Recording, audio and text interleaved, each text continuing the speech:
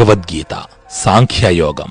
శ్రీ భగవానువాచ ప్రజహాతి యథా కామాస్ సర్వాన్ పార్థ మనోగతాస్ ఆత్మన్యేవాత్మనా తుష్టః స్థితప్రజ్ఞస్తదోచ్యతే.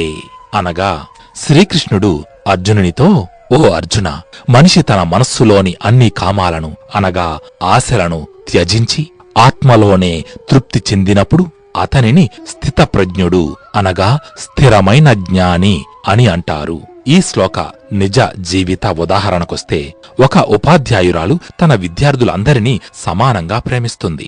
కొందరు విద్యార్థులు ఆమెను గౌరవిస్తారు, మరికొందరు ఆమె మాటలను అస్సలు పట్టించుకోరు. కాని ఆమె ఎప్పుడూ శాంతిగా ఉండి తన బాధ్యతను నిర్వహిస్తుంది. ఆమెకు ప్రశంసలు వచ్చినా విమర్శలు వచ్చినా ఆమె తన పనిపైనే దృష్టి పెడుతుంది. ఆమె అంటుంది, నా కర్తవ్యం బోధించడం వరకే, ఫలితం విద్యార్థుల చేతుల్లో ఉంది అని. ఈ శ్లోకం నుంచి మనం తెలుసుకోవలసిన పాఠం ఏమిటంటే, కోరికల త్యాగం. ఆశలు మనస్సును అస్థిరం చేస్తాయి. వాటిని త్యజించడం వలన శాంతి లభిస్తుంది. ఆత్మతృప్తి. బాహ్య వస్తువులు లేదా ప్రశంసలపై ఆధారపడకుండా స్వయంగా సంతృప్తి పొందడం. 3. స్థిరమైన మనస్సు. ఏ పరిస్థితిలోనూ సమతుల్యతను కాపాడుకోవడం అనగా స్థితప్రజ్ఞతను నిలుపుకోవడం. ఈ విషయాన్ని మన నిత్య జీవితంలో ఎలా అన్వయించుకోవాలో గమనిద్దాం. ఆశల నియంత్రణ.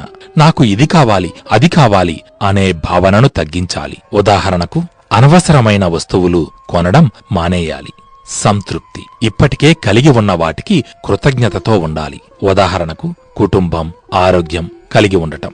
సామాజిక ఒత్తిడి. ఇతరులు ఏమనుకుంటారో అని పట్టించుకోకుండా గౌరవప్రదంగా జీవించడం. ఈ శ్లోకం ఆత్మతృప్తి యొక్క గొప్పదనాన్ని నేర్పుతుంది. జీవితాన్ని సులభతరం చేసుకోవడానికి ఆశలను స్వేచ్ఛగా విడిచిపెట్టాలి.